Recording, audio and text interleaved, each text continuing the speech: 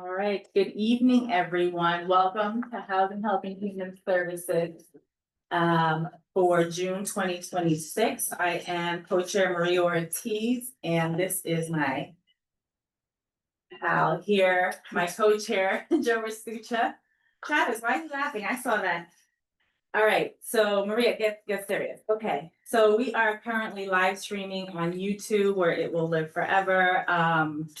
For members online, Travis, you already know the hybrid meeting policy. You need to have your camera on. If anyone wants to read more about it, it is on the CB4 website.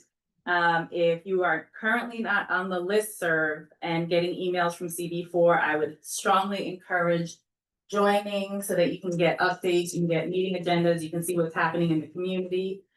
Am I forgetting anything? I don't think so. So let's just go around the room really quick. How does it work, meeting? Oh, thank you. The run of show is, if you've never attended a meeting before, we have items on the agenda. Usually how it works is there's a presentation from an organization, et cetera, and then the committee first asks questions and makes comments. Then the public gets to ask questions and make comments, and then it comes back to committee. We have a discussion, we vote on it, and we usually write a resolution that goes to the next full board meeting. And where the full board votes on the letter that we've written. Yes. Yes. I didn't hear it. Okay. So we'll go around the room and introduce ourselves very quickly. Maria Ortiz. Joe Rasucha, co-chair. Charles Montoya, Archer, board member, committee member. Matt Klein, committee member. Pete Diaz, member, committee member. Kevin Collins, member. Pauline, public member. Rachel Lee, member. And online. Travis Rogers, public member. Perfect. So I first want to report on TF Cornerstone. TF Cornerstone, this is a project that is at the old movie theater site on West 23rd, 22nd Street, it's between 7th and 8th Avenues. The Chelsea Land Use Committee took it up from a land use perspective of where entrances are and how the thing is integrated to the neighborhood.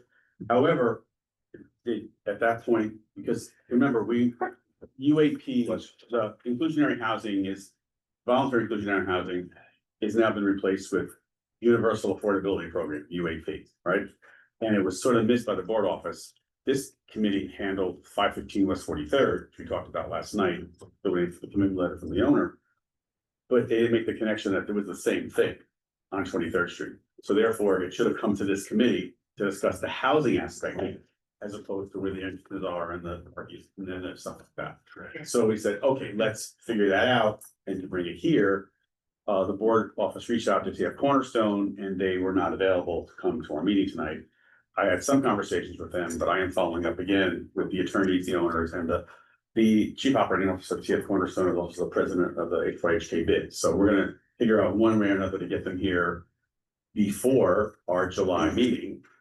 Because they said they're not available on the July meeting date, but they have to be because we have to pass this at our full board meeting in July. Remember, we only have one meeting, full board meeting in July and August, and that's at an off date in July toward the end. So our goal is to get information from them, talk to them, and I think we're going to try to do as much briefing as possible in advance of our actual July meeting.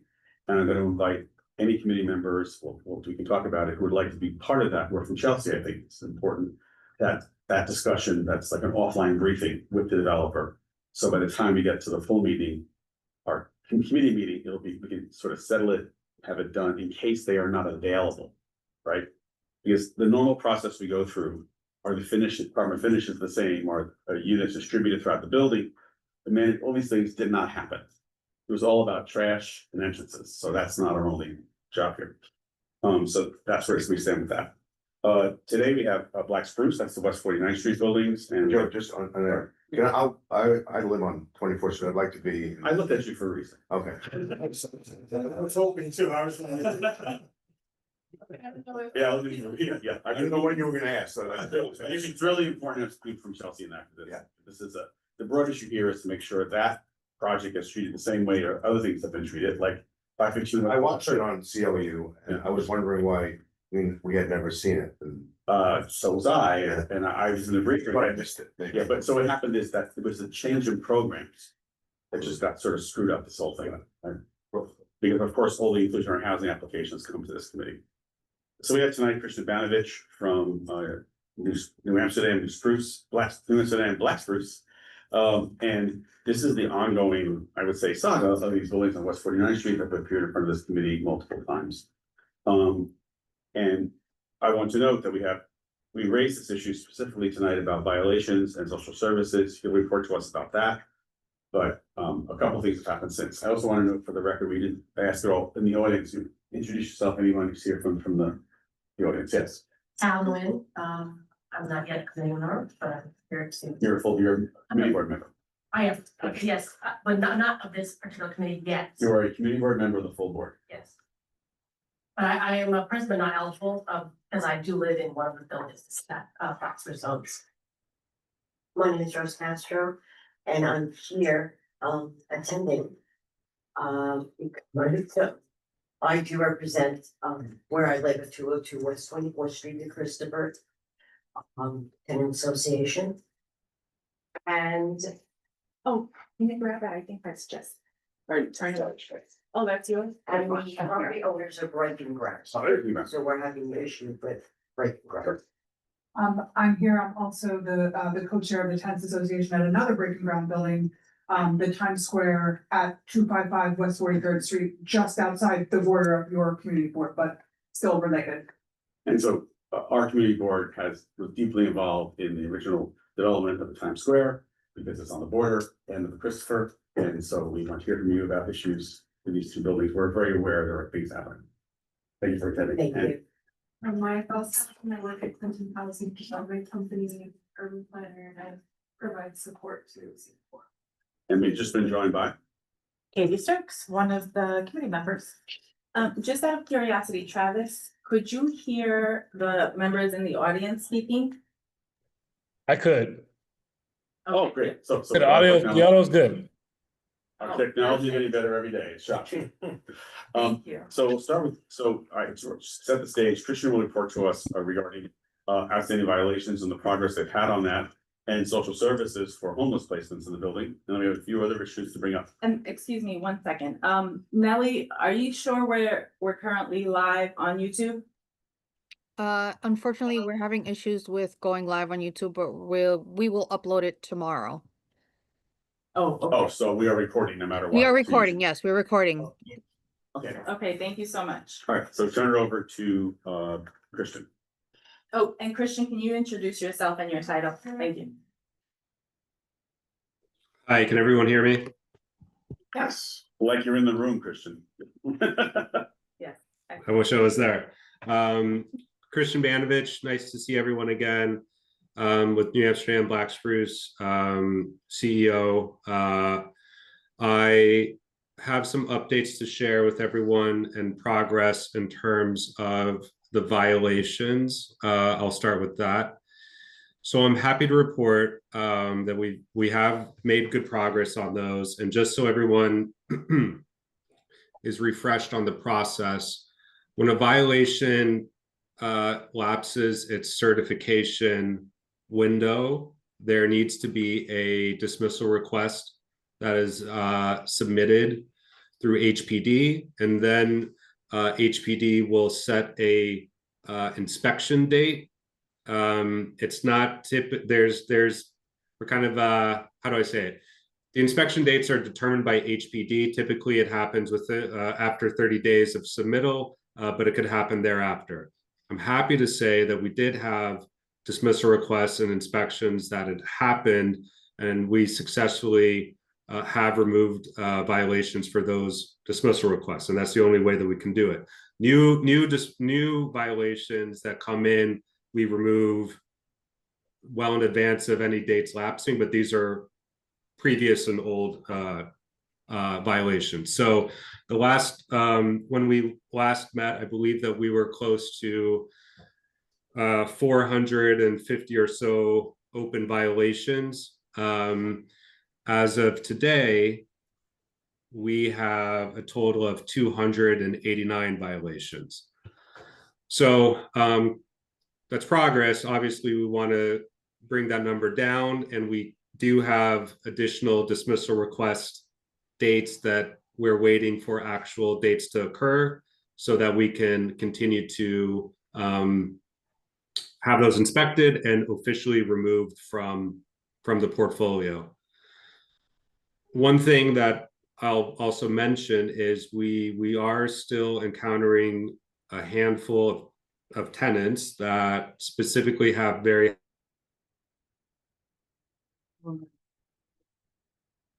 Should not jinx it by complicating. We're- Okay, Sorry.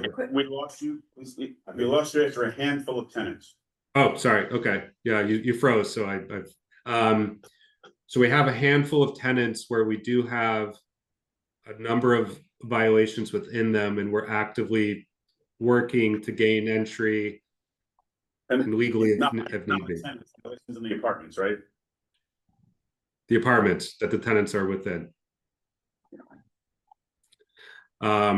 So once we gain entry and access into those specific units, then we can also remove a large portion of these violations. So progress is being made, and I'm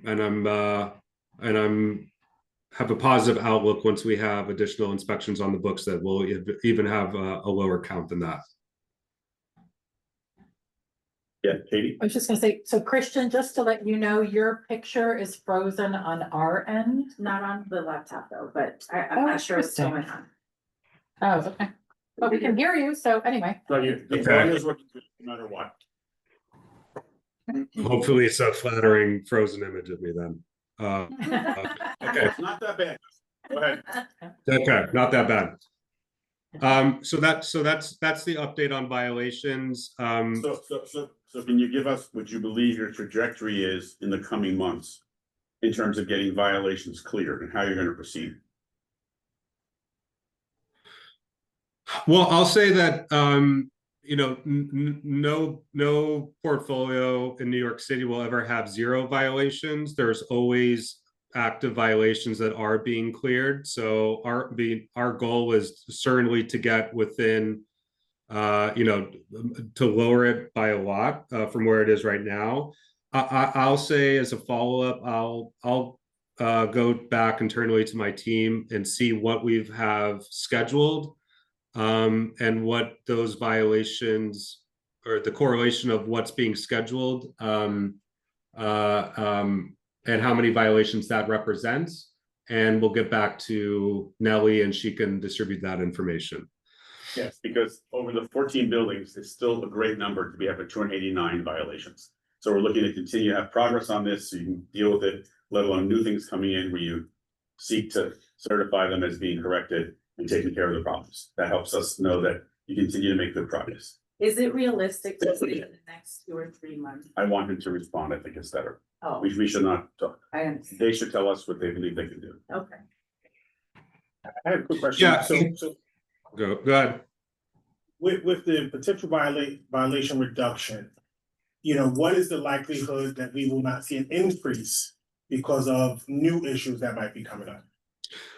So this is where it gets a little bit tricky, and I'll explain why. Our goal is obviously to have 0 violations. It's not realistic that we will get to 0. What we find to be difficult is something that I just mentioned a little bit ago, in that sometimes there are cases where one of our tenants will call 311, violations are issued, but then we're not given entry to the specific apartments to actually perform work and clear the violations. So it's unfortunate. It's a reality. I can go into the reasons of why. In many cases, this ends up into a legal process. So where we have a balancing act, and obviously, as you know, as being good landlords, we want to remove any and all violations around the building. And the violations that we have access to, we absolutely remove. The violations we don't have access to, it's a much longer process, and those still remain as active and open. right, so none of us expect there to be 0 violations at all. However, most buildings do not have this degree of violations. We understand that it would be helpful the next time you see us to give us some stats that make it clear if there's 1 or 2 or 3 or 4 apartments, but one apartment could have 25 violations and there's an access problem. The next step would be that you are going to court in order to get access, get an access order into that apartment to clear it. We just need to understand the degree of it. And Christian, I will say that Nellie has been working with you for a while. And we are a little bit frustrated as a board to have a lack of clarity here. So at the next time we meet, for the next time we meet, to have the violations just gridded out by building and by apartment. So if we know that we want to believe you're making good efforts, which we think you are, right? But to demonstrate, okay, we've done this, but there are these 3 or 4 apartments that there's like 100 violations or something that would help us understand that it's specific access issues as opposed to things that you have not actually completed. So if you can consider doing that, it'd be very, very helpful. We've worked with many owners before in this way. Yes. We can do that. But I will just say, I will point again, I mean, progress is being made. So We got that far. We're trying to keep driving the progress car, the bus ahead. Katie and then Rachel. I have 2 questions for you, Christian, but 1 question for Joe first.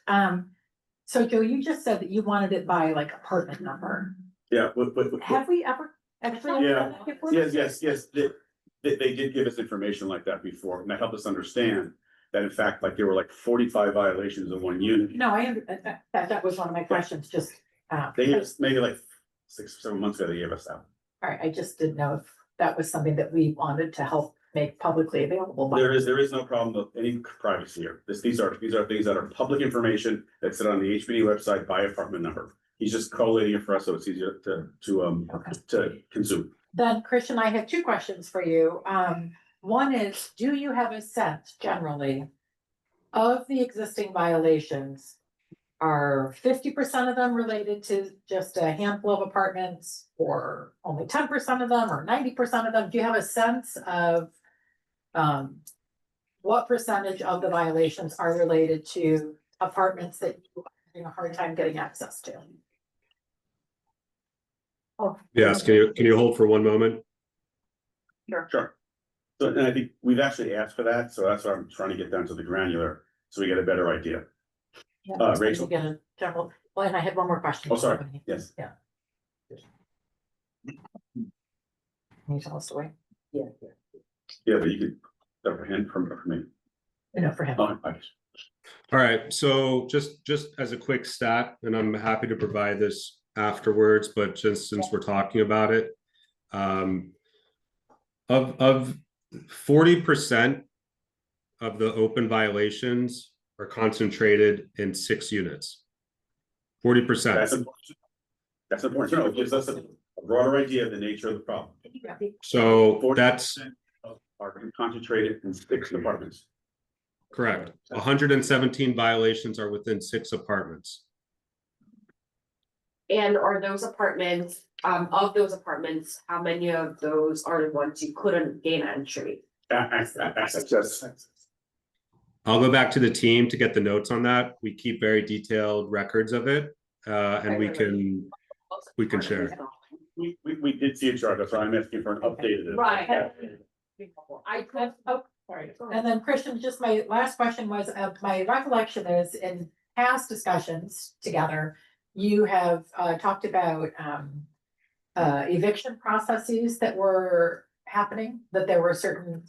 Legal actions in process. Yes, and I was just wondering, are there any in process now, or did those all conclude? We had a very, just as an example, and this is a little bit earlier in the year, but we had 1 particular tenant that had a huge amount of violations in their unit. There was an ongoing legal case that was going for a number of years. We finally came to a place that we could resolve that situation, and we're able to access and then clear those violations. Other than that, and that did not result in eviction. it did. It was going to result in an eviction, but to I guess speed up the process, because the court system is what it is, and it would have taken even longer had we, we helped expedite that and come to an agreement with that individual to leave. Oh, so the person has left. Yeah. In other words, instead of there being an actual eviction, you may agree that. a voluntary surrender agreement, and then you're able to go and clear those violations. That happens often in Yeah. difficult cases. But so currently, it sounds like you don't have any active. Legal actions.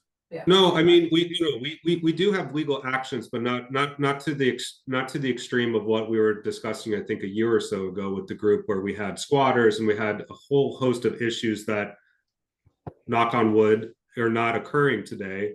We do have other issues where, we're not getting access into units. That goes into a legal case. We have non-pay issues that goes into the legal realm, which, eventually goes into eviction, but that takes time. So, are there legal cases that are actively ongoing? Yes. Are there cases where we have a squatter in place that, that replicated what we were dealing with a year ago? No, thankfully. So if you can give us also, besides the violations, just stats, how many non-payment actions and how many actions for access? Rachel. Okay, thank you.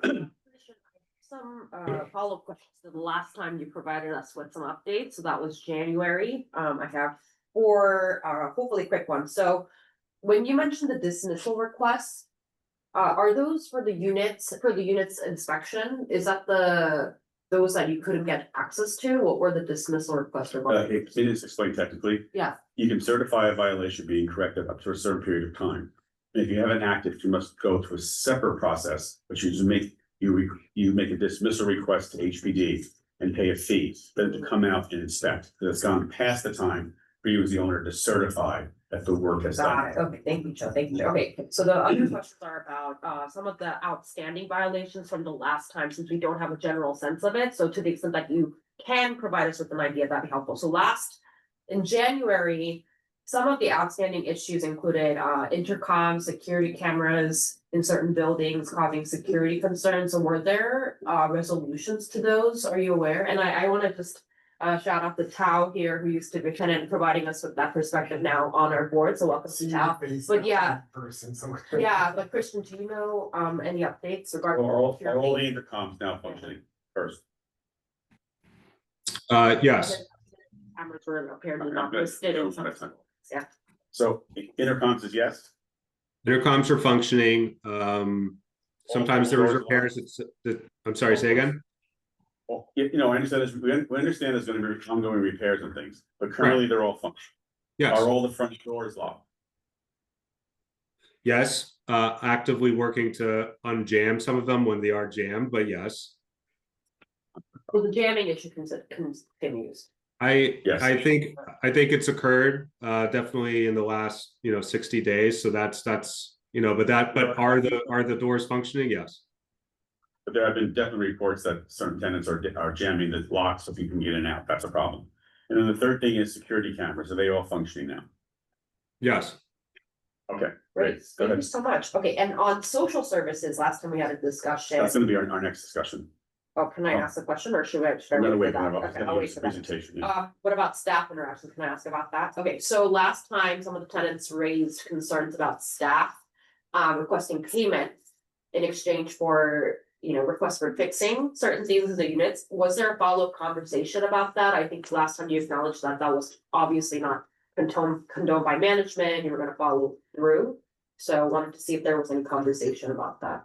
We addressed it internally, and to my knowledge, not that something like that hasn't occurred again. Great, thank you for having that conversation. Okay, so before we move to social services, which you want to give a presentation on, Val, you in your capacity as a tenant leader, are there any other repair issues that are not resolved so we can bring it to the board? Well, Christian, so I want to mention that Christian and I and the other tenant representative, Scott Gentile, we do meet once a month. Our next meeting is 2 weeks from. And they've been very successful, those meetings? The last meeting, it went well. I think that we still do have ongoing issues.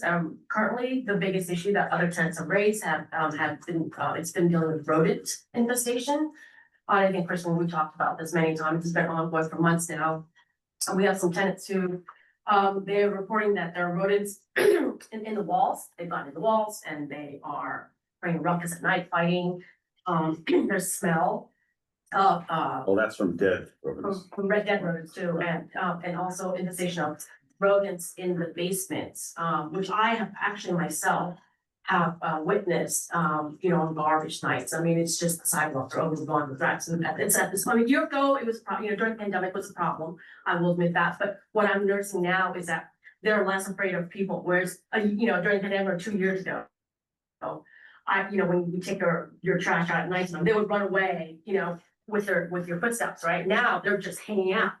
And there's just no fear. So, and I understand, Christian, your team that, for your management team, you guys are saying that, the fact that the rodents are outside means that you guys are doing a good job of flushing them out of the basements and out of the buildings. But my contention again in our last meeting was that how do we know that that's actually the case? How do we know that they're not multiplied and that they're still in the basements and also? Well, it's just cut it short. You've said that reports are in the walls, alive or dead.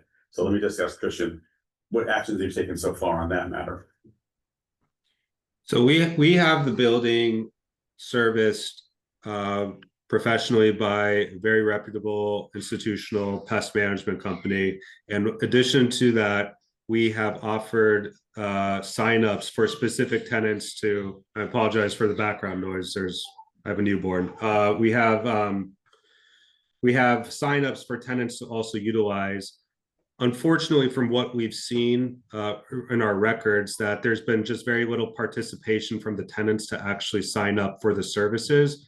So we had I think a productive conversation with Tao and Scott and the other members to say, we really want to have participation from everyone, because that literally will help the problem in the portfolio if everyone participates, so that their specific units can be serviced, which then affects everyone else around them. So we're trying to have more people use the service, and I think as that starts to happen, those issues will be better.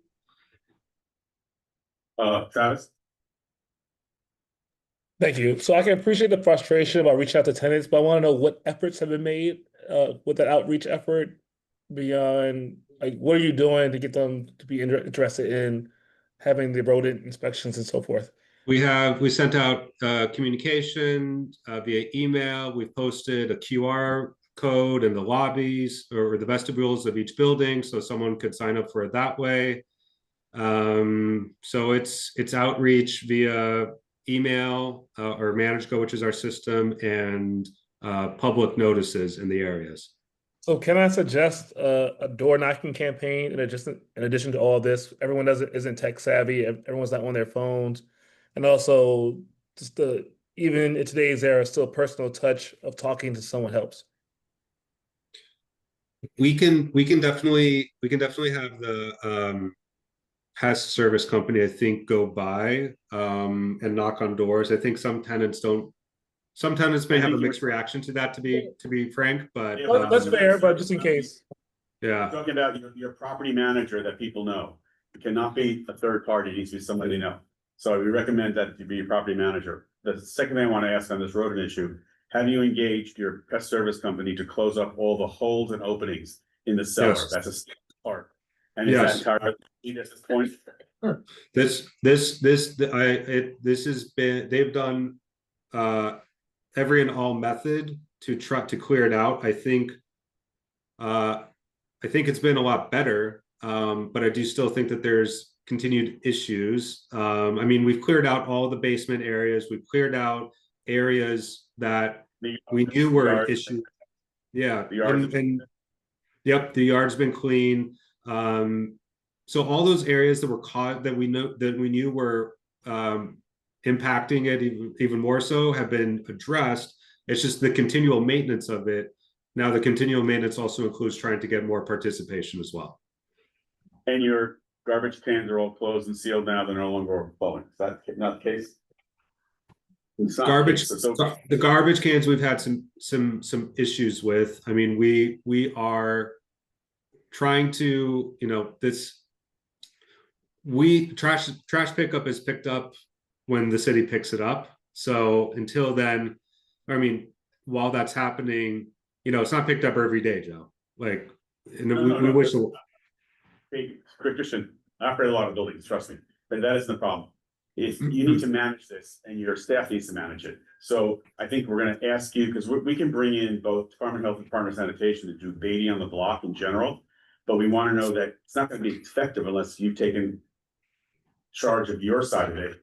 And if it requires some more staffing to keep garbage stored, frequently with buildings that have a lot of people in them, you have outdoor cans, then you have a storage can somewhere in the cellar.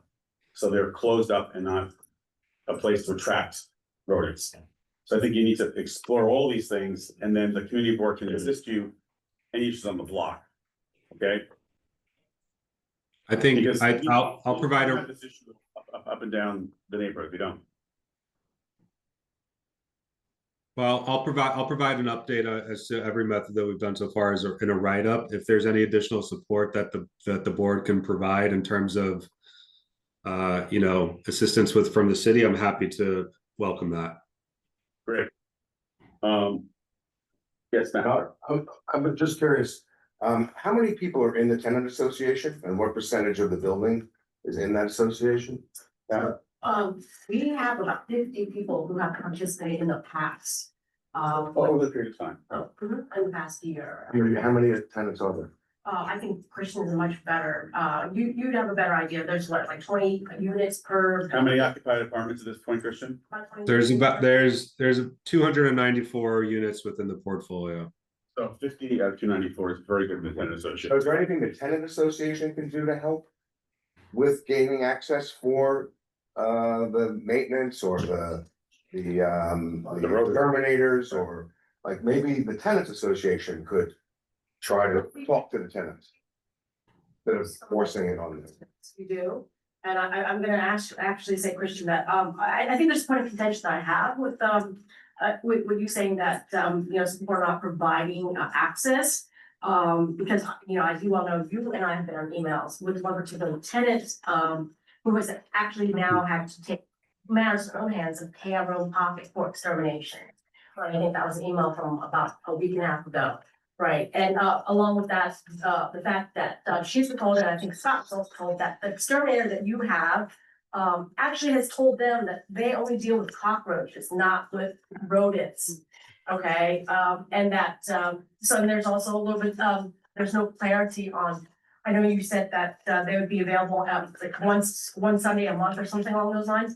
There's also been issues with people trying to get them in on that Sunday. So I think this is what I'm hearing, and I think you have been on the emails. And So I think this is a case of progress has been made, but more needs to be made. And I'm gonna ask both tenant association and owner to work, collaborate on this more to get this to happen. So by the time we meet again, we see some, we really move this further, because we don't have rat infestations up and down every block in Hell's Kitchen. We just don't. And certainly not in buildings. Kevin. We also, I have to just say, and Tao, I think we've had very productive conversations on this.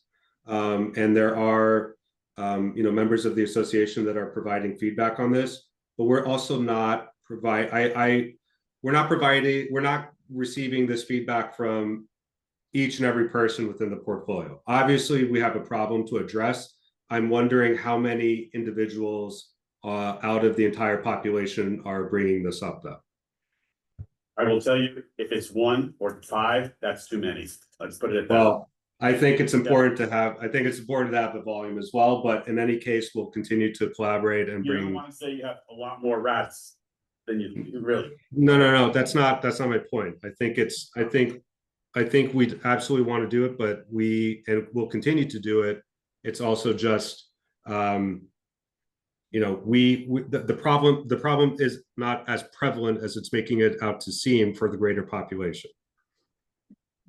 I'm gonna again note that if you have rodents in your buildings and on the block whatsoever, this is a problem, and it's a health problem. Kevin. Joe, a constructive suggestion. It's good that we keep this dialogue going and try to have progress, but I'm pretty sure at previous meetings, there's been conversations in general. I've made the point in particular that the Christian or whoever come in before the committee meeting with a report. So we have made that request on multiple times through Nellie, and the report has not been delivered. That's why we're having a discussion today and making specific points as to ask for things. We have followed through on your suggestion, and the owner has been very slow in the specifics of a report. So we're gonna ask it again tonight, to make sure we have it prior to our next meeting. Christian, can you get to this committee the Friday before the next committee meeting? The answers to the question, I'll be happy to work with Ronnie to put together a chart or whatever. If you get a list I of think we questions. need to let, we, there's been written communication. Right. And we have not gotten responses. We're working through it. And you're certainly be helpful, put them together. But again, we need them to respond. Well, Christian, can you get that to the committee the Friday before the next meeting? What specifically?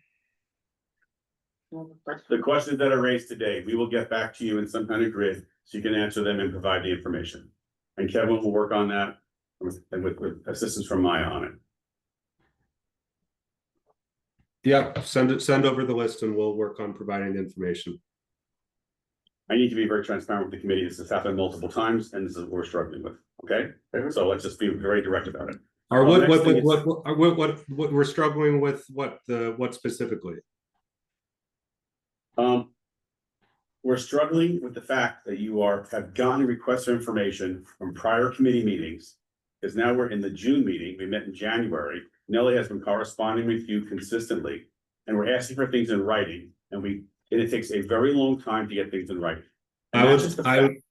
Joe, I would like, we can take this offline then. I'd like to see exactly what was requested then in those That's not a problem. communications. We'll give you a very long email chain from Nellie. We have it. Sure. Let's go to our next issue, which is social services, right? And let's talk about, we asked you to report on social services and what's being provided to whom and how. So if you can give us a report on that. So as I sent to you and Maria previously through Nellie, I outlined what one of the social services is provided by a group that we work with called Anthos, which is one of not the only group, but one of the groups in terms of aftercare. We are also open to recommendations or ideas of other groups that we can participate with in terms of, having social service, I guess, care available. But all these groups, they provide it. To what degree and to their efficacy, I think we want to work with the best groups. And so I guess that's what's to say on there. I mean, there definitely are, we want to make sure that the tenants that are in the buildings are successful. And we do absolutely deny a tenant that we feel is not going to be successful and have done previously and will continue to do so.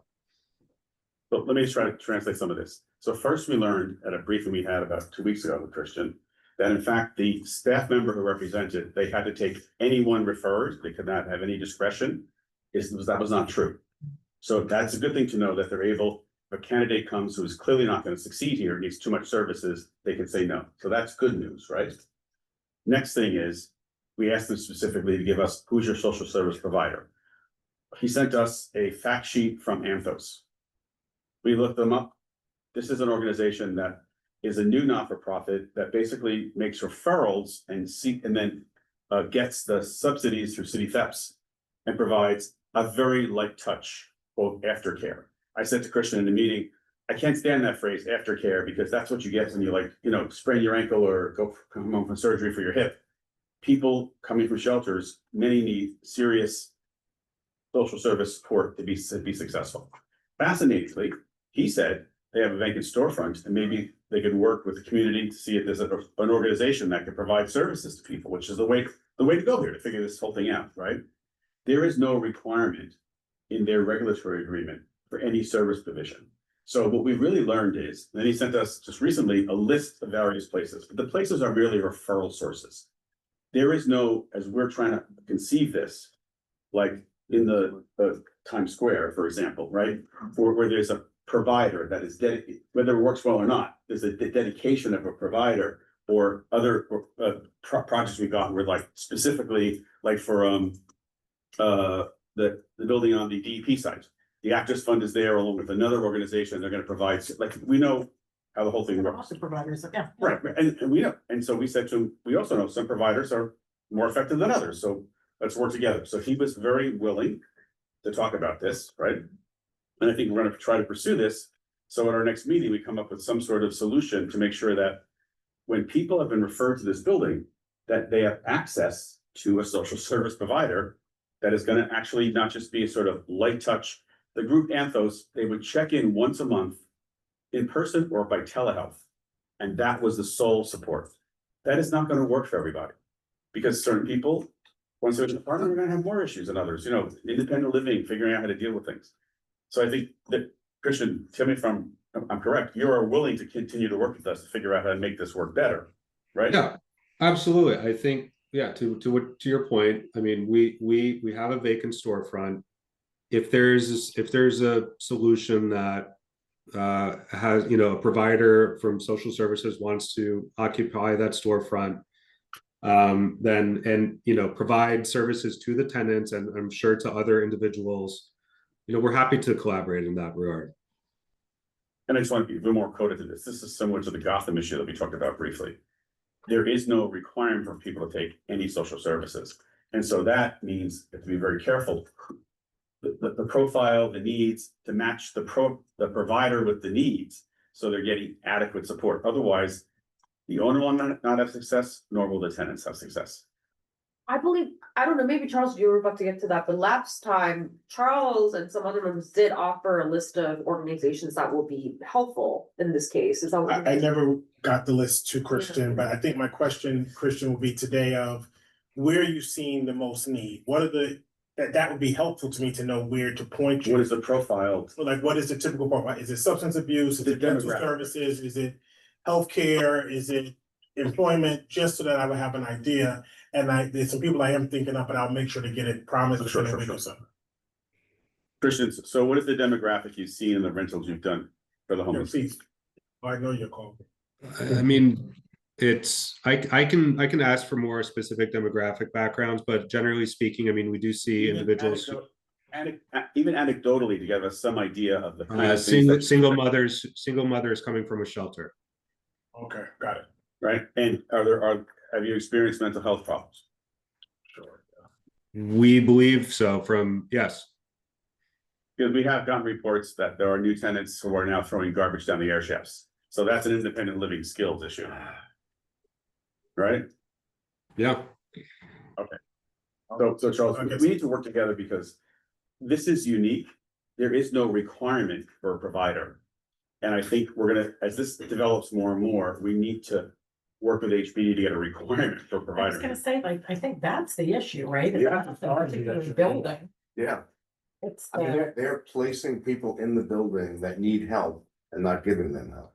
And there's no requirement. There's no to give them requirement help, to which give is them help. crazy. I mean, there are So lots of, it's just gonna fail. We're gonna be Yeah, there's doing lots this of for the rest of our lives. There's no lack of good providers out there. and there are providers who go every day or That's right. once a week and have in-depth relationships. We are I very mean, aware. when he sent us the Anthos stuff, we did our research. Yeah. It's once a month. I don't think anyone coming from a shelter is a once a month thing. But who pays for those services? And I was gonna say, Nothing, they just do it, but there's no But it's not. accountability to the owner. I think one of the things is sometimes initial service might be an overload, but eventually it does track down to. No, it says once a month.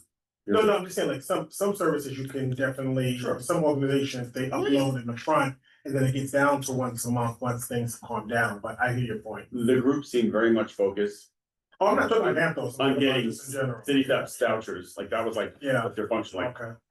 I care about serving people, not about getting the subsidy. Yeah. I mean, you have to do both, so you have but to, I do think that this is clearly a bigger issue and it's certainly not about this one. we actually have evidence. In our briefing with Chris, we said you're not alone in this. Yeah. There are bigger issues happening. Yeah. And we mentioned the Times Square, we We mentioned. talked about getting HPD here. Yes, that, I was just gonna. That's ask. correct, right. Yeah. And I do think that that's something that we should explore. I mean, especially 100%. not even just, Can we just finish with this topic Yeah. and then move on to? So I want to note something else, Christian, we asked Christian also, how is it going, the vacant units with homeless placements, right? And then he got back to us and said, actually, they rented many units, it's not like, remember there are many vacant units, we wanted to know, We want the services in place for the units are rented so people can succeed in them. And Christian, you noted to us, how many homeless placements have you had so far? We have had 20 applications for 22 vacant units. How you said you had prior homeless placements also, am I correct? Yeah, we've had this demographic in the building for a number of years since it's entered into Article 11. So I think one thing that we spoke about, and I just want to make sure that everyone's aware of, I think that there's a sentiment that things are about to get a lot worse because of this demographics entering the building. But in reality, now I do agree, there has been issues with several tenants that have come from these sources. Absolutely, it has happened. That's all fashionable, and they came out of the proper services. You're going to get that outcome. And my point is that we've actually had this demographic in the building for 5 years now. It's not new. Yes. So how many homeless placements do you have today in the building? Close to 100. Right. So this I want to bring to the committee's attention.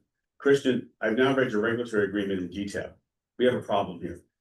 You have no less than 50 homeless placements, and the rest of your units are reserved for people making at all different AMI bands.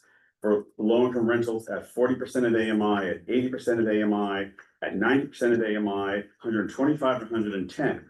Because these buildings were meant under Article 11 to be a mixed income group of buildings.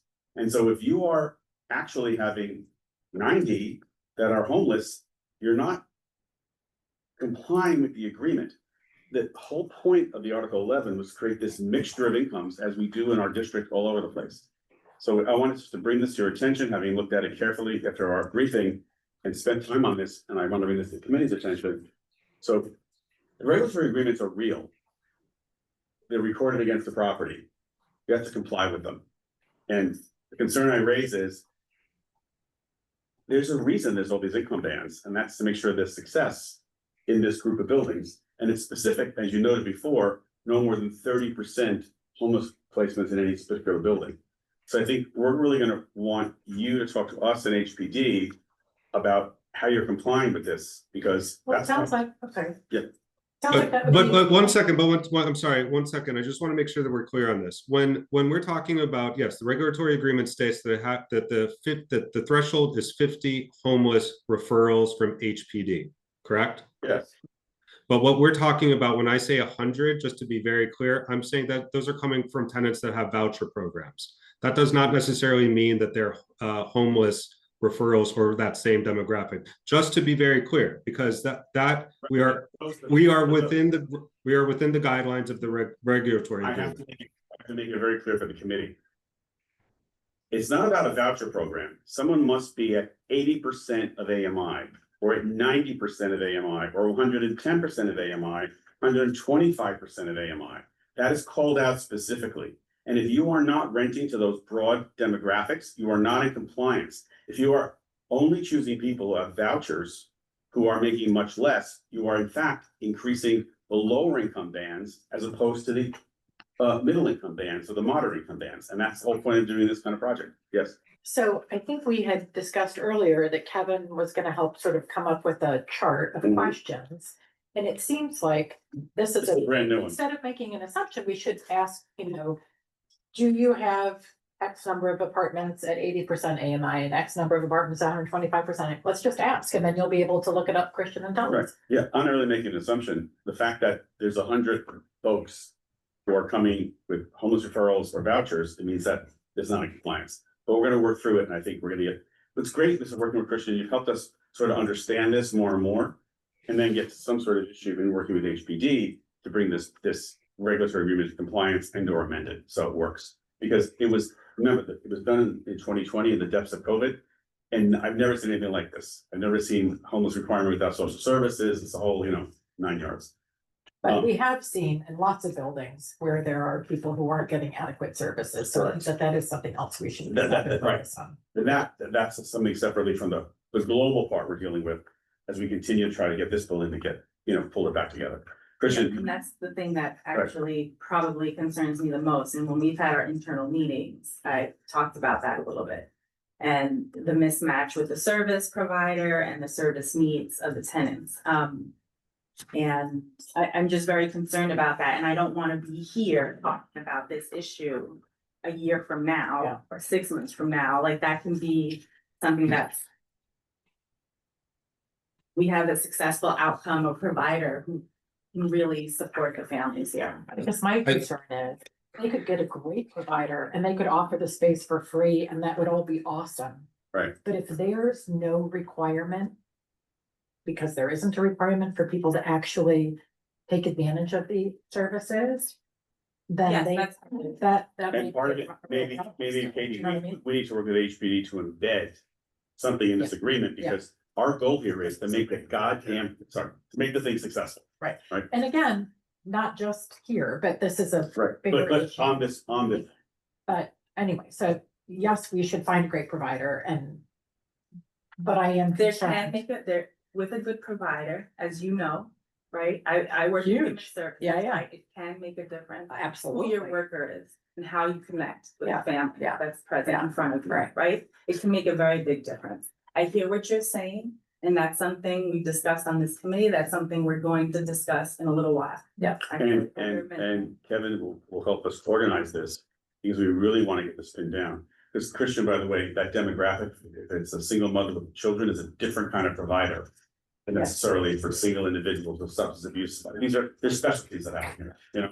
So listen, we want to say thank you very much for tonight, and although it continues to be difficult, the conversation continues and things are improving slowly. Everyone's improving in a faster way, but it's moving. I think, Joe, we've been doing this call for about a year now. I think we're night and day in terms of where we were a year ago. So I don't know. I'll give us a little bit more credit than slow, but I want you to be know, where the sun is shining, not night and day, okay? All right. but So no, but I just want to, and thank you for the time, but I just want to remind everyone as well. You know, we've had this demographic for 5 years now. Truly the issue, I think that what started this conversations, and again, they weren't part of a voucher program. They might have been homeless, but they were the squatters. They were not someone, and then they got into the units illegally. That created by and far the most disruption that we were talking about for many, many months ongoing. So I understand the focus on the this demographic in terms of formerly homeless and voucher tenants. Today, in today's environment, it is much better, and it was much better before the squatters arrived as well. So I just want to keep that in perspective. But the values that are FEPs mean homeless, so therefore we have to check on compliance. And the more transparent information you give us, the better we can assist you to make this whole thing work. Thank you very, very much. Thank you, Christian. Thank you, Christian. Thank you very much. Thank you, Tom. Okay, I have a on. question Yes. on getting HPD's conversation. Is there anything we can do like an administrative? I know we've attempted. No, we had to have a council member in place. We have one now. Right. So is that a good I start? raised this to the council member yesterday evening. Okay. Is there anything we can do out of the committee to add more? The council member is there for 2 weeks so far or something, you know. These 49th Street buildings are a huge neighborhood issue. And I think we bring this to the council, the council members asked to meet with the community board regarding housing. Gonna be on our list, because we need to get it. HPD is the labyrinth agency, right? It's the portion of HPD, not just at the commissioner level, right? That is gonna manage this through. So the folks who deal with Article 11, we need to get them as part of the meeting. Were you talking about? No, she was talking about this project. I guess it could be also part, because I know, I have sent both of you and Leslie an email about kind of bridging the conversation under the new mayoral administration, kind of as an introduction about CB4 and our needs and priorities to the new administration. And I get that you're kind of waiting for the new council member to be a direct point of contact, but now that we do have one, But he's there for 5 minutes. that you Give want him a what the moment. best strategy would be, or what the best timing would be, but I think maybe it can be a part of a general conversation where we lay out. Hey, we're CB4 and here's our housing plan, get to know us better, and by the way, here are some detailed things, and maybe we can put together a list that we can share with them. And that is a separate but companion action. So we have some specific things to deal with, right? And then we have the broader thing. Yeah. And again, the council member just approached me 2 days ago. I think that we should go to the council member, they're in office, bring it up, let them tell us they don't have the time, let them tell us to come back. But I just don't think that we need to give the person that's in this issue more time, respectfully. I understand that. Charles, I had the conversation yesterday. Okay, good. No, I know. No, yesterday, and the Yeah. council member was me, probably the earliest, because they're in budget. Right, of course. So we talked about after the first of July. Okay, good. Let's Let's do get that, the sure. calendar. We It's got a like, month. no, and I said, let's get on the calendar, but Yeah. the point of it is, we have to realize someone just, I'm not even defending him. Right. Just came into office. Right. He's in the middle of budget negotiations, he's there for 3.5 minutes, we gotta sort of work with but I think the point of it is, I hear what you're saying though, because someone else Let's get on the calendar. said it If to we me, get on and the I was calendar just the like, second week of July, I think it's on the calendar. We have a date. but I just think that we gotta look at this an agenda from 2 levels. This, our specific projects we wanna And then- figure out, and then the global things, because also we're gonna talk tonight, just introduction about the mayor's new plan, yeah, block by block here, right? And we have an affordable housing plan. So it makes sense for this community, which is very organized, very organized and very, very detailed, to get into this administration before they get too far. Ongoing projects and updates, great. I don't have the thing in front of me, I'm sorry.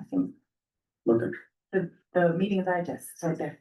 Did I not pass this around? Oh my goodness, I apologize. Here. It went out. It was also in the drive. Yeah, but- Dropbox, yeah. Where are we? Well, Joe, I wasn't at this. meeting. The housing. The FEC meeting, that was on May 11th. So Next sentence. we had an internal meeting regarding Elliott, Chelsea and Fulton. And there was a meeting with a representative from the mayor's office. I will say, I got 2 versions of that. That the person was informed, the person was not informed. It seems as if we got hit again with a sort of lower level individual who claimed to be fully aware of the FEC project. And then as our members talked to him, not as aware of details of the FEC project. So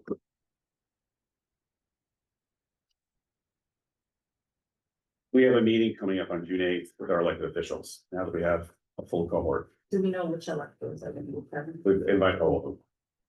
We do not know. And FEC, the next big action, there's a court date, I believe, on June 11th. On the current TRO, right? Joe, I think, I was at this meeting as well. I think the 2 takeaways that were mentioned at this meeting was, one, Jordan mentioned from the mayor's point of view, he wants the project to go forward. And then soon enough, there's not gonna be much engagement pending the outcome of the project. Yeah, I found that response ridiculous because legal action does not mean you can't talk. Absolutely. It was an embarrassment, and I think this administration is finding its footing about what they want to do.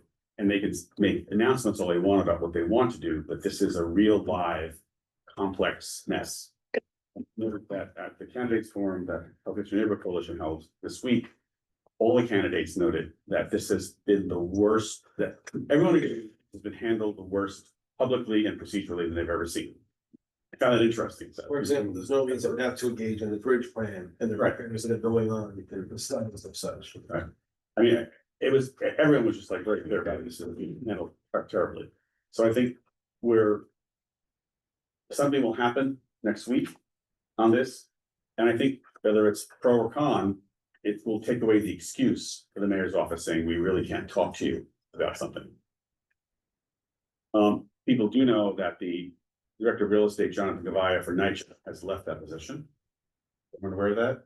He was the main leader on this one. And, he's gone to spend more time with his family, and everyone knows what that means. So I think the mayor's office has not quite entirely engaged. Well, that's the usual thing, Rachel, when someone has been exited. So, I don't think we're related. Right.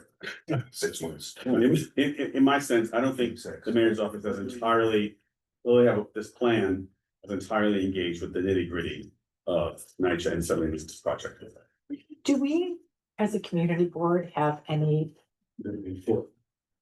request on the table right now? Yes, we had a request to meet the mayor's office and we got a meeting that was not exceptionally productive. And so I guess I'm just wondering, to your point, Kevin, like, I don't know. Do we have a request to say, could somebody please be focusing on current repair needs, or, you know, what's the answer on the bridge plan, or is there anybody looking at the bridge plan? Like, I guess I'm just wondering. It seems To that, me, it feels like everything has stalled. yeah, totally. Yeah. Yes, totally solved. And I guess I'm just wondering. Oh, by the way, we did get a response back. I don't know if people saw this, it was all Dropboxes regarding the environmental stuff. Yeah. From New York State DEC, that was quite detailed and very sort of like thoughtful and reassuring. Did that come to our Dropbox too? I don't No. think so. Nelly, if you could put that in the, maybe you want just a clue, put that in our Dropbox too, okay? Yes, I will add that to the Dropbox. Okay, and that was one, we got some information, real information. Yeah, I think we're in a stall moment here. Yeah, and I'm just wondering if we're interested in at least unstalling on a particular topic. Like, we seem to have a lot of energy and letters on a variety of different topics, and then there's been nothing. I think our issue again has been the lack of a council member, and now we have one. I think that's part of it. I think Big there part are of other it. issues Well, as well. But I don't know how to say it very diplomatically, so but I think that there's a couple of issues, but yes. we were also in the middle of an election, so that solved a lot of things, right? Election's over. That sounds. This makes me just double down on what Charles raised, and I cannot agree more. And now that the elections are complete and we have someone there representing us, I think we should, honestly, they should be ready to run day one. And if they need more time to arrange meetings and not prioritize, right? Right, but I will say again, we don't get a lot of yield by saying jump and then it's how high.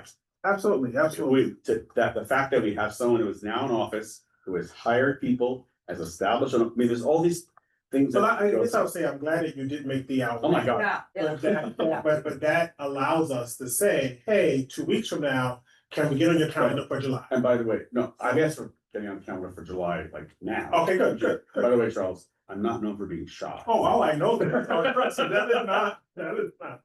So But we know this. So our next FEC meeting is Monday. And Internal. our internal one, Kevin, myself and Joe. The working group? The working group, Yes. yeah, With Leslie and Greg. yeah, so, Yes. well, it's supposed to have electives as well. Oh, great. Oh, that is the one they're coming? June eighth. Oh, I'm sorry, I Cause apologize. I missed, I. That's why it was pushed back, Julie. Oh, awesome. Yeah, so we'll see. What? Yeah, look at that. Let me say though. This one song. Let me just say that we had a meeting with the electeds already. Get this bill. Friday or Memorial Day at 3 p.m. It was like, guys, come on, like work with us as human beings. Cool. All right, so we'll see. Thanks. And before back, and I understand. You've called it right, Katie. It's like it just died. Yeah, it's been All really of a sudden. frustrating. I mean, like for example, the bridge plan, right? That they're not making any updates on their website and like. We have these tenants here that we care about. We want them to have beautiful new homes, but yet you stop and do nothing. They don't fix For the months? faucet today. I mean, come on. If I may say something, basically, everything's on hold. They're not even allowed to Yes. do anything, even outreach to the tenants. So honestly, for you guys, for anybody to expect anything at this point is really far-fetched. I'll be honest with you. I mean, Well, yeah, literally, everything is really, no, hold on, Joe. Hold on, Joe. Everything is on hold. They went to court. They tried to appeal to the judge to see if they could make some modifications, and they were denied. So because of that, they can't do a damn thing. So this bridge plan that you guys are expecting, there's nothing happening there, okay? And NYCHA is pushing back. Hold on, I'm speaking, Joe. NYCHA is pushing back, saying, oh, it's Related's responsibility, and then Related, obviously it's not theirs, it's NYCHA's responsibility. We have been in limbo because of all this nonsense for months now. We don't have repairs going on. We have rodents running around rampant. We have a lot of issues going on that are not being addressed. And you guys are not doing anything about going after NYCHA specifically to make sure they do their job. Okay? You guys are all, I get it. You guys have your opinions and I respect that. But the fact of the matter is that we have tenants and community members over here that are suffering because of this storm. Okay? So, And it's so not we can agree effective at on all. that. Whatever you guys are thinking, it's not working. Okay, we can agree upon that, but we should also note that the function of related doing work in the NYCHA building or NYCHA doing repair work is not stopped by any court action. I know that for a fact. But related has made a choice. I suggest you look at the court papers a little bit more closer because they're not allowed to do anything. Okay, I will read it again, Hector, but I've read it once, so I can read it again.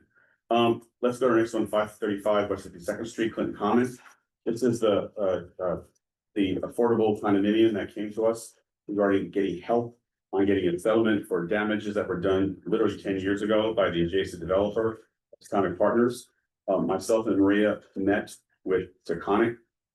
We met separately with the condo owner, the man with the Taconic Partners, and we are waiting now to get a final list from the affordable condo owners to bring to Taconic to come to the conclusion to get a settlement. We're trying to figure out how to do this outside of the public discussion here. And Joe is on page 4 currently, skipped to page 3, which has West 49th Street, which we just We did, right. we just went. Hudson Hotel. There's been some good moves on this head. The 3 agreements, stay in place, temporarily relocate, come back, or permanent relocate in the building are all now pretty much complete. I met with HPD this past 3 weeks, and the assistant commissioner agreed to modify the cure plan to allow some of the larger 3-bedroom units to go to long-term tenants. And that's a great thing because there are people who are living in a studio with 3 children. Right, that's a hard road to hoe. And the owner is willing to make these changes also. The elevators are now working again. That's a huge move ahead. And the biggest problem that exists in the building in terms of its current services is that the boiler provides hot water, and for it to work, it's actually making heat in the warm days. So we advise the owner, could you please install a separate hot water heater until this building is renovated? Because people have hot air blasting out of registers on the 80-degree days we have in order for them to have hot water. And they were really beside themselves. Their windows are open, they're trying to just live in and stuff. The place is heated. And I want to make one note. If you remember, Brad Hoyland came yesterday and talked about the new effort they're doing from the Borough President's Office, a Manhattan Tenants Union organizing, right? Yeah. Well, there's good and bad with that. The person who will be working at the BP's office is Alejandro Coriat, who is the tenant organizer at Hudson Hotel from Goddard. But there's a new person coming in to replace him right away. So that's great for Alex, but at least there's some good continuity there to move ahead. And on West 36th Street, Bridge to Home for housing. They've officially housed 3 clients. You remember Bridge to Home? Yeah. Oh, okay. With 36, they've officially housed 3 clients. They have an organization that does aftercare, they say, with their clients. What does that really look like? I'm not sure. Can we get the name of that person for? We've asked. Okay. Organization. It's Well Life Network. I haven't done the research yet. And then also they talked about during the CAB meeting, they're opening up a second site in Bedford Stuyvesant, Bedside. And the last thing, Joe, do you want to take that bullet while I excuse myself at 2 minutes? And then everyone should have seen, we dropped in the Dropbox that the owner of the hotel has now sued, saying that there's a fee owner and a net lessee. The owner has sued the net lessee, saying they did not have the authority to lease to a social service use. And according to Health and Hospitals, who spoke to them, they said they do, they're not worried about it, but again, this is a court action that's gonna play out entirely. It would be a damn shame to go through all this process there, get this building up to, you know, some level of renovation and then have this be displaced. Questions on any of the items from the digest, Katie? Just, but Bridge to Home is generally full, I mean. It is full, it is full. We're really focusing with them now on placement. Mhm. So like, for example, Clinton Housing has offered to do placement with them. And a lot of it is what do you do afterward? Like, you know, to make sure that, again, that people Yeah. succeed, you know? But so they are finding that placements with them, I mean, that it's, They have placed 3 out of 50. We had 2 issues. Somebody did not work well there and so they had to leave. Remember, and they're not tenants, they're clients. And that person was basically said they had to leave and they were right there. They didn't like conduct them anywhere, bring them anywhere, bring them to a shelter. They were on 36th Street. So that's something we really called them out. That they said to us, if someone doesn't succeed, we will take them to Bellevue, we'll bring them to shelter, whatever we got to then help them next, right? But they did not. Person was difficult, but doesn't matter, difficult is the nature of the beast, right? And then another person was having issues, basically hanging around the canoe and sort of doing some stuff and brought that to their attention and they did deal with it right away. And not on that, but on, just back to FEC. So there's nobody doing repairs, neither NYCHA nor related, there's nobody repairing anything in this Of building? course, there are repairs going on. Oh, there are, okay. But I don't see any sort of reporting, understanding, details of anything. I just checked the website, there's nothing up since December. No, How about on the NYCHA side? That's the NYCHA side. On the NYCHA side. question is, No, that's they the may not be related. updating the website, but is anything happening? No, it's NYCHA. All the repairs are they're run through the NYCHA website. So they've stopped, even though. No, again, they haven't They just don't update. But Hector, have they stopped doing repairs? You know? NYCHA. Yeah, repairs are delayed indefinitely for a lot of stuff. As far as emergency repairs, like elevators, and if we're lucky, doors will get repaired in a timely fashion. Beyond that, no. We're back to the normal NYCHA takes forever point of view, okay? And No, they're, you know, no, just, it's worse than ever, Joe. It's worse than it's ever been. right, trust so I'm gonna say that all of this is very deliberate by both parties to create as much of a difficulty for tenants as possible. You know, Because Joe, it's a matter- honestly, that is your opinion, okay? Honestly, this NYCHA's been doing Yes, it this is for my many opinion. years. Yeah, it is. All I can offer is my opinion. Let's go, yes, Kevin, and then we have. Doing all this. Can I give one compliment, make one comment? sure. One compliment. Motion for Oh, compliment. The Dropbox, whoever is compiling that, putting it together, updating it, thank you very much. It's, I find it useful. Could we thank Maya? That's why I wasn't sure. For updating it, the information, the letters, the articles, so. The articles are pretty much coming from me and Maria when we see stuff. Yeah. We send those across to, work with Maya, send them across to Nelly. I've been sending you some stuff too, but I didn't see it in there. Oh, okay. But it's all serious, good job, I appreciate it. No, because there's so much that happens between the Nelly, meetings. thank. That's the important thing. Nelly. Yeah, Nelly. I mean, these like briefings are like, ding, ding, ding, ding, ding, you know? Thank And you. then, as a comment, just since Yes. we're the Housing, Health and Human Services Committee. Tomorrow is the 45th anniversary of the first official clinical diagnosis of AIDS, the AIDS case. So it points out many things. But one thing in particular points out is the continued need for funding on federal and other levels for patient care services and research and treatment. It's also the National HIV Long-Term Survivors Awareness Day. But again, we have to continue to advocate to make sure that the funding and research for patient care issues, services go forward. Did you say 45th? 45th. June 5th, 1981. Thank you. Thank you. So let's go to some new business, right? So for open new business, how far do I go back? I'm just- 1981. Well, I was born in 78, so. We'll go to Catherine. Catherine, can you introduce yourself? If you can, I don't know, can you see her online, Hector?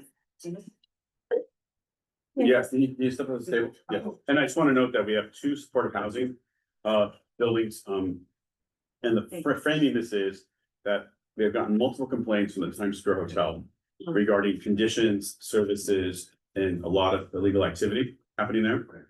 This building is on board 5, but our board initially was very strongly supportive and helped make this building happen back in the 1980s, 652 apartments. And the Christopher was the second project that we all worked on, which is in the back of the old Y on 24th Street. And it was also converted to supportive housing by the organization then known as Common Ground, which became Breaking Ground. And this has come to us, Times Square especially, through the Midtown South Precinct Council, because in fact, as we noted, the Times Square Hotel became one of the hotspots for narcotics activity and assaults and felony narcotics activity. It spilled over to the west side of 8th Avenue, West 43rd and West 44th Streets. Great number of arrests and things of folks who were living in the Times Square Hotel. And it was the Midtown South Precinct that brought to our attention that many arrests were, the addresses, the people were 255 West 43rd Street. And then we began to get direct communication from the tenants in the building. And since that time, Maria has talked to Community Board 5, and Jesse and Leslie felt we should try to do this jointly together during the Times Square, because what's happening there directly affects our community. And it's interesting to watch this happen, because I can tell you from my personal experience, the Times Square Hotel was the paradigm how supportive housing should work. The combination of social services, renovation, great operation, great management. And the same thing is with the Christopher. And there has been a definite change in both of these. And Breaking Ground is, I will give you a report. There's something called a hub, which is dealing with all the legal activity along 8th Avenue from 30th Street up to 45th Street. And it's all the city agents get together and it's spillover. By Bragg's office, I think. Yeah, it's Bragg's office, and it's all the agencies come together and they deal with the specific things, whether it's a homeless individual that needs serious outreach, that like they have 10 or 12 really hardcore people that they've been able to place them, right? So it's combo of social services and enforcement, depending upon what the activities are, right? And for them to have found the Times Square Hotel to be a major source of illegal activity, that's a problem for us. Yeah, and there was, I want to add that there's been issues there for a few years, and Catherine, I actually remember seeing you at an event. I think it was Tony Simone speaking at Fulton Senior Center. You mentioned some of the issues there. I think we spoke very briefly, and then I didn't hear anything, so I assumed there was progress being made. She also spoke at an event where there was electives there, and it seems things did not improve, and I can't recall. Yeah, and I can't recall how we reconnected recently. I remember, it's because I visited the building. I know someone who lives there. I went to visit, and I knew someone who lived there when I was pregnant, like 21, 22 years ago. And there was a difference, a major difference this last time I went. And so that's how we ended up getting connected. And I did recently speak to CD5, but I want you to bring everyone up to date, give them some Maria of what's been going on, your name, title, what you do there. Yeah, absolutely. My name is Catherine Tronzo. I am the co-chair of the Tenants Association in the building. We formed just over about a year and a half ago in response to the really severe deteriorating conditions in the building. That had not been there before. The Tenants Association is new. No, I'm saying That had not existed before. The conditions hadn't existed. Many of our members are long-termers who have been in the building since the very early days and speak, with a lot of, they remember when it used to be so good and are really sad to have seen the decline that has happened. I would say that around COVID time was when things really sort of fell off a cliff in terms of we tend to group the problems in the building into sort of two buckets.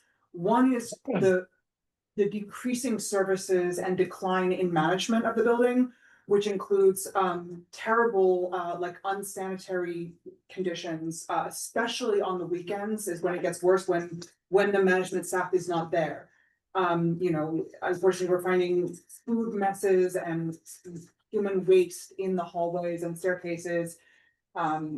Also, there's been issues with our security gate, which is like supposed to be a barrier to the building. Like, you have so much crime in the building. We have 30 to 50 arrests per year and 80 to over 100 police incident reports per year, just according to the public data I found. But the front gate is broken. It's wide open. Anyone can walk in. And security staff don't stop people. They just sit there on their phones while people walk in. They claim that it's because they recognize people and know that they live there. But we've done several test examples where we've sent people in who are not residents, and they don't bat an eye, you know. We have these declining services. Simultaneously, we've got the issue of a mismatch between the needs of people coming in and the on-site services that are there to care for these high acuity needs. You know, we have CUCS is our on-site social worker, and their hours, I don't know specifically, but it feels like it's like Monday through Friday, 9 to 5, roughly. I have occasionally seen a social worker on an evening or weekend, but it just feels like nights and weekends and holidays are the times when I see people having episodes. And I'm not a social worker myself. I apologize if I don't use the right language to describe some of what I see, but the types of behaviors that we see are all night screaming episodes where you'll hear someone in their apartment just ranting at, as if someone was there, almost shouting at someone. And it's sad. Why isn't that person getting support, aside from the fact that it's keeping everyone else up? We've seen drug use in the hallways. We've seen overdoses in the hallways.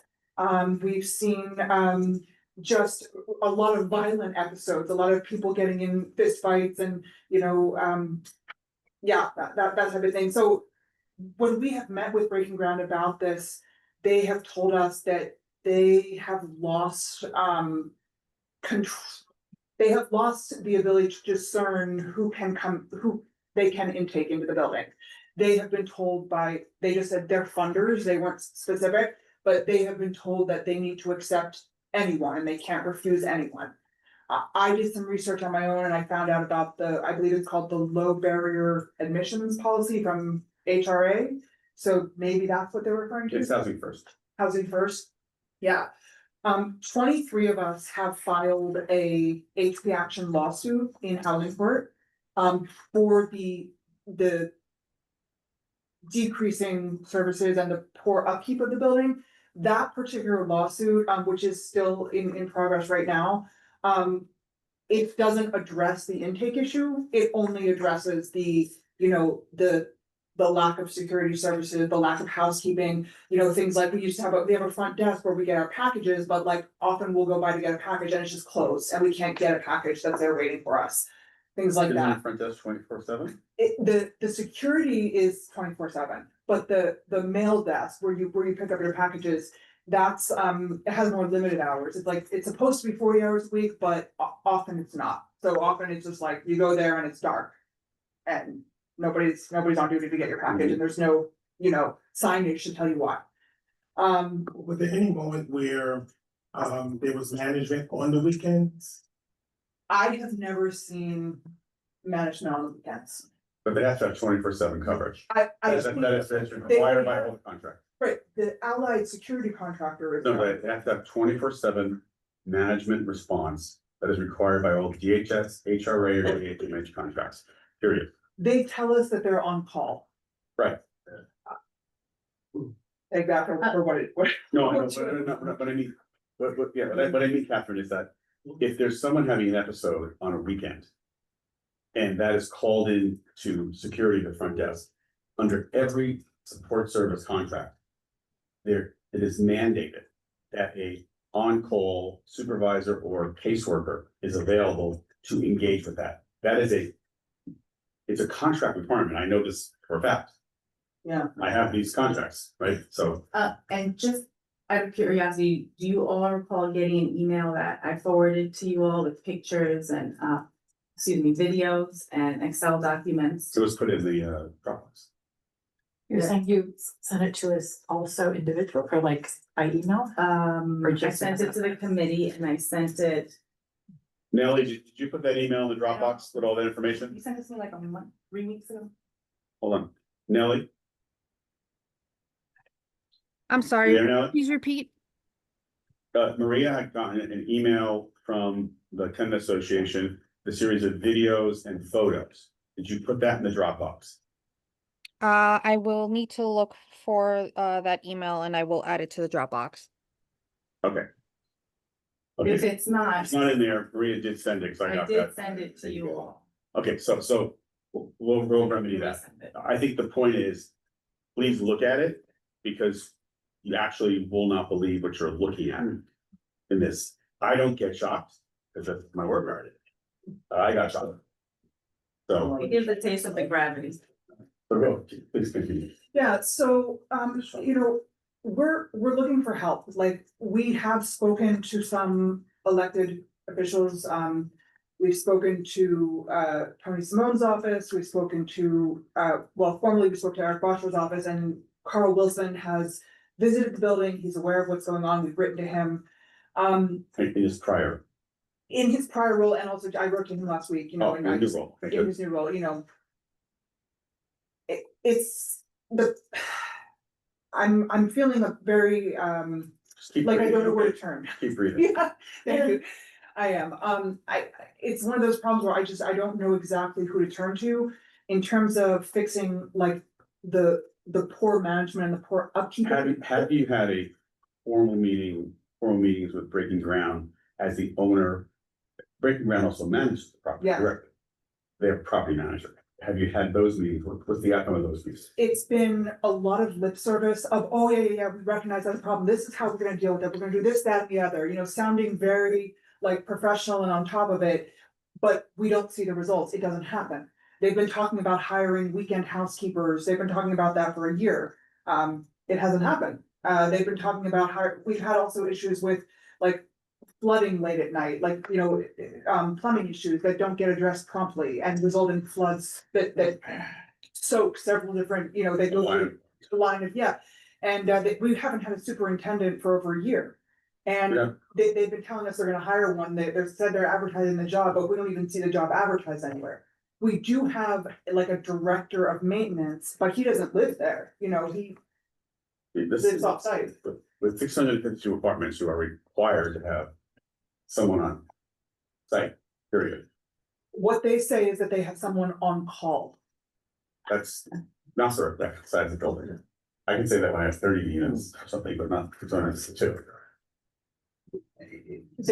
Our experience with management has been that there's a lot of talk that makes it sound like they have things, you know, that they have things in hand, but they don't. And that's why we have filed this lawsuit, is in the hope of getting some relief in the courts. And that's an action for repairs, basically. For repairs and for harassment. Harassment too. Yeah, what we're experiencing is, especially from the allied security staff, we're experiencing a lot of, they know that we're standing up to management, so they are giving us a lot of attitude and a lot of like, you know, you might go up to security to make an incident report and they just ignore you, they won't even look at you.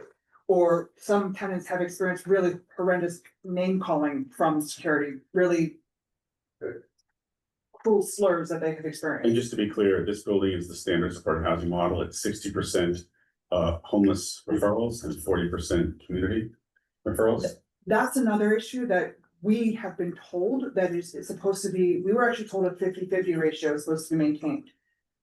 In our observation, we feel that the balance has tipped. We feel that the balance has tipped further in favor of people who are clients of the various different social service agencies than what we call the low income tenants, who are the people who may not need social services, but who are accepted into the building on the basis of their income. Has this committee ever met with Breaking Ground? We had a long issue of Breaking Ground. This is a whole new development that's surfaced. Yeah. maybe we should, Bring 'em back. based on we just 49th Street, we seeing them every week, every week. But like, we're seeing them regularly, maybe we should. No, we wanted to introduce this because again, with this particular building, we're doing this in coordination with Ward 5. Okay. It's physically not in our district, although it affects our district, and because we were when this first came about, our board was even more supportive than Board 5. This was a classic welfare hotel that was horrific in terms of, yeah, in the 80s, horrific, I can't even tell you. So the idea that this came, we were very concerned it was too large, but considering how bad it was, we took the leap to say, and it, for decades, it was a great place to live for both people who needed services and low-income people. It really was. So can we just go for a moment to Christopher? Yes. Pull up a chair. We can see. Yeah, can you, well, thank you. I just started. And your name is? I'm sorry, Rose Castro, and I'm at the Christopher, one of Breaking Ground's property as well. And, I just started the, TA, the Tenant Association at the Christopher. I've been there, it makes 2 years, actually, June 1st officially that I've been there. I just, I'm low income, I'm under the affordable housing. But I was just blown away by what I saw there. I saw a lot of abuse. They do have CUCS as well. What do you mean abuse? The neglect, Oh, neglect. big time neglect. I mean, CUCS is. What is CUCS? It's the Community of Urban. Center for Urban Community Services? Right, Yes. exactly. Well known, this committee has met with the medical director during COVID, Dr. Dr. Van Yu, I mean, like, this is an organization that is extremely well known and extremely respected. This is on 24th Street. Where's Chelsea, 202 West 24th Street? Well, No, they may have, they may allegedly be that, or were that. But what I see and how they proceed with certain tenants, it's to me total neglect. Okay. If they should be giving them certain services, they don't. They harass them. And we're talking about mentally and physically disabled tenants. They're being harassed, whether it's verbally, a lot of it is not written. but because of are these the social workers or the property management staff? Both, because they work in cahoots with each other, even though they're separate, Well, no, entities. right. One cannot exist without the other. However, what I found is, I just found there was a lot of neglect and a lot of abuse, a lot of script talk. You go to management, you go, and they gave you the prettiest words and you're gonna be supported. But at the end of the day, what they gave you was what they wanted. Okay, in regards to what, how can I put it? What serves them best, not. What is the physical condition of the building? Actually, it's, it's up and down. At times it's clean, but again, we have tenants that Have problems, right? have problems, and I'm always calling management. And I threatened them, I will call 311 right now, How many units are in your building? 204 units, and they listen to me, they don't care. Cause I threatened them, I don't care, it's a health hazard, it's a safety hazard, it's a lot of things. What kinds of things have you experienced? Give me more specifics. of what Okay. you're saying. Someone actually human waste on the floors, in the elevators. Some people just throwing garbage all over your door. And this is when I first moved in, this was every morning I couldn't get out of my apartment. And it was, okay, the lady had an issue, I get it. My heart goes out to her, but that was up to CUCS and management to handle her. They have the services. And, they were trying to shut me up and tell me, oh, she's nonviolent. She actually attacked a few people. And I said, that's nonviolent. I just told them straight out, says, you are not equipped for these kind of people that you're allowing, your housing. You're safe, you say that you have these services and facilities for them, but they're not giving them what they really need. And They're I'm not just giving their curious- supervision. I'm just curious, the services that are there, do you know when? Is it Monday through Friday? It's Monday to Friday, it's 9 to 5, Wednesdays, some of the caseworkers at CUCS will stay there till, I believe it's 7 o'clock. On Saturdays, it's 10 to 4. And there's a lot of neglect, you know, we've had a lot of fires, I actually called in fires in apartments and rooms. And I did call in a fire safety presentation. And you know, management did not want it, but they whether like it or not, I have the right as a tenant to call that in. So they agreed and they wanted to coordinate. I said, fine, get the tables and chairs. However, I did it purposely because they're not following up with these tenants that have fires in the apartments. They're not removing them. They're allowing them to stay in. That's a big health hazard. You know, they're staying in there. They're not cleaning their stuff. They're promising that they're gonna paint. You gotta clean that, you gotta bleach that, and that's what the fire department, the presentation, I asked that question. And that fireman, he went to town. And management just was like, you know. Rose, did you already say how long ago you formed your TA and how long you've lived there? Yes, so that's 2 years. 2 years, yeah. I would say I started about a month and a half. Unfortunately, we only have 13 people, but I don't stop. I don't stop. I'm always talking to people. I know, I'm a native New Yorker. I know how to deal with people on every level. I just wanna give you guys 2 more minutes, Sure. and then I wanna have a committee. Sure, discussion. absolutely. And I think the biggest problem is also, I don't know if you're facing that, but I think in the beginning, trying to get these people together, they fear management, they fear CUCS, the harassments they get. I've heard stories and again, I go by facts and evidence, because everybody has a story, but it's gotta be factual, you've gotta back it up, and this is what I try to tell the tenants. Try to be more consistent, everything through email, none of this, because anybody can tell you anything and anybody can deny anything. So I'm trying to get them into that.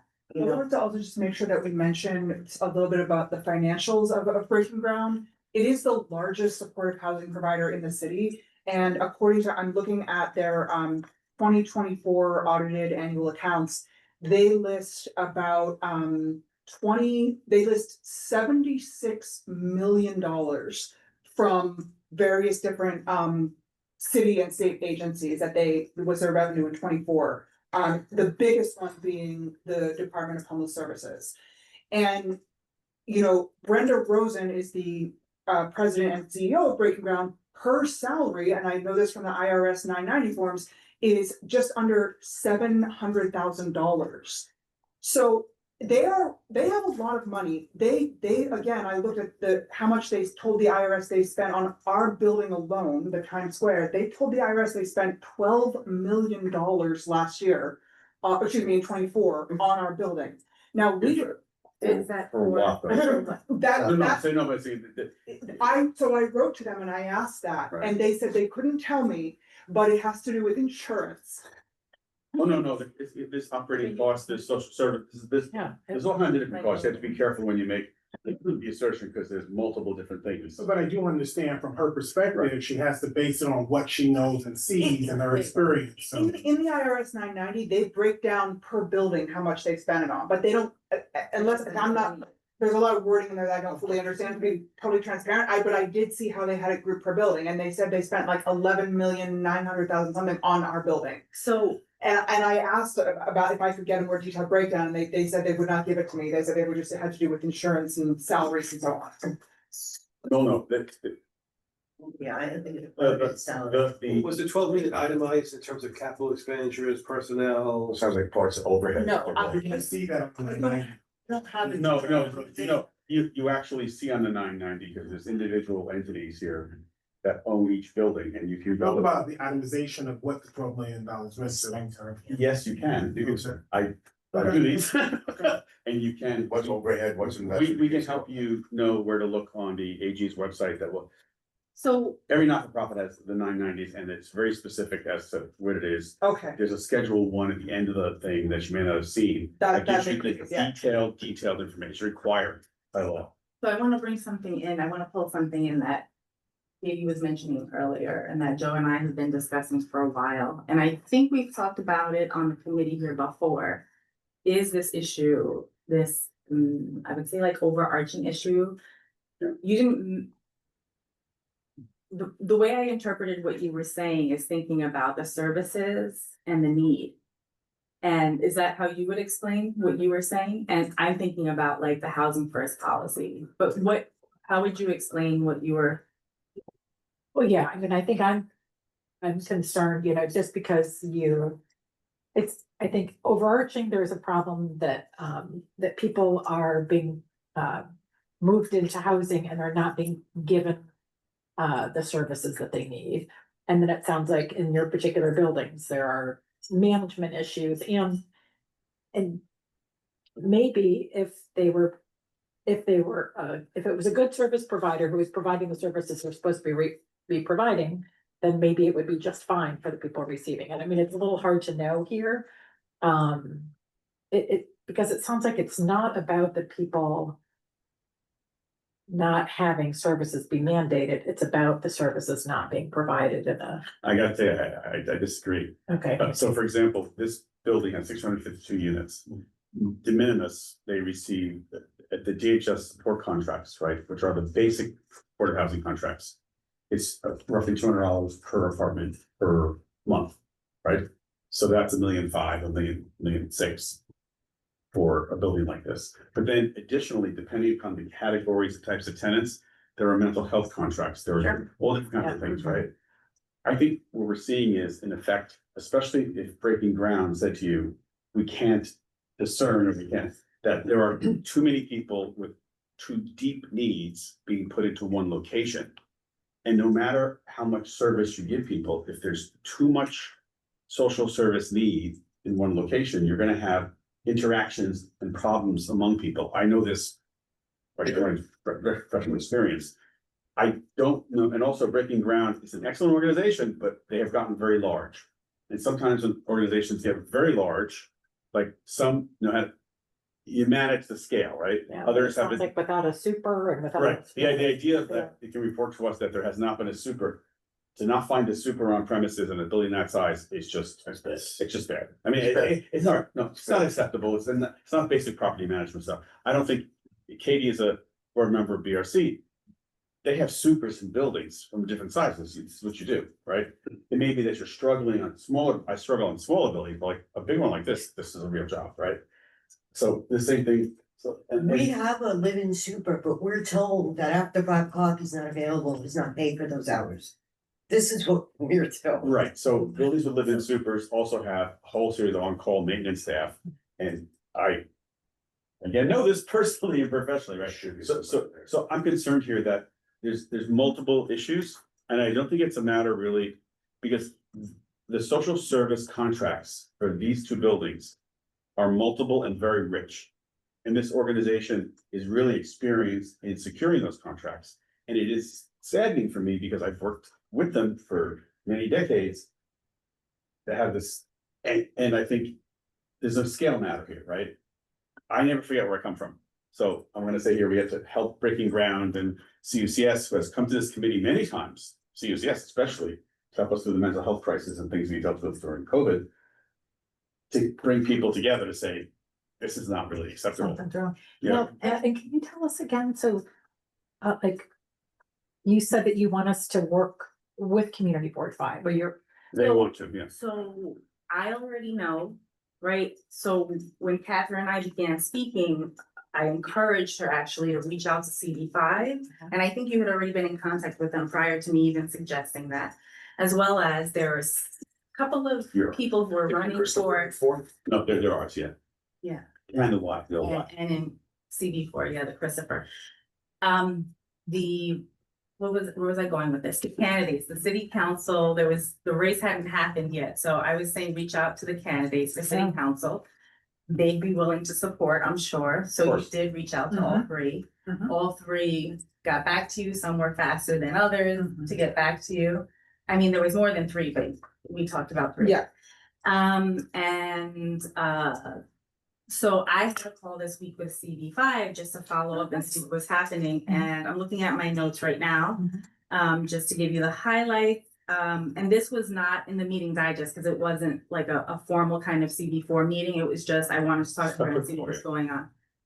And she said she did have a meeting with, CB5 did have a meeting with, Breaking Ground, and one of the things they said they're dealing with is the housing first policy. They don't get to screen anyone that comes in, which we've talked about before here. There's also some mechanical issues.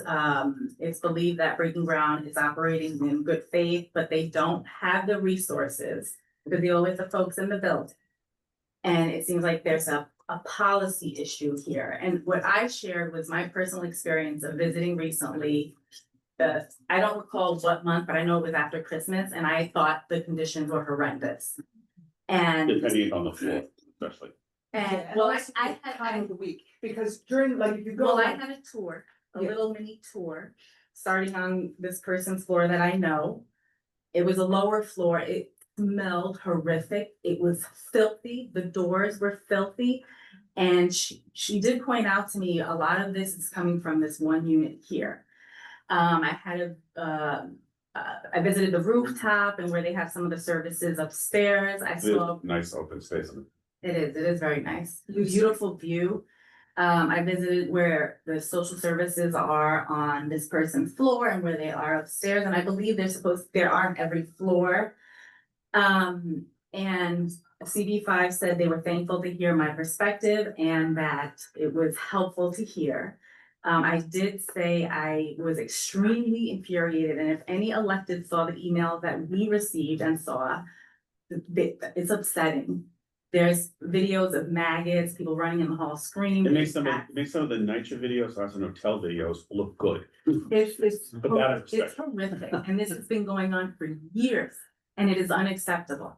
It is unacceptable for the clients who have the mental health issue. Is it unacceptable for the tenant? And it's not okay.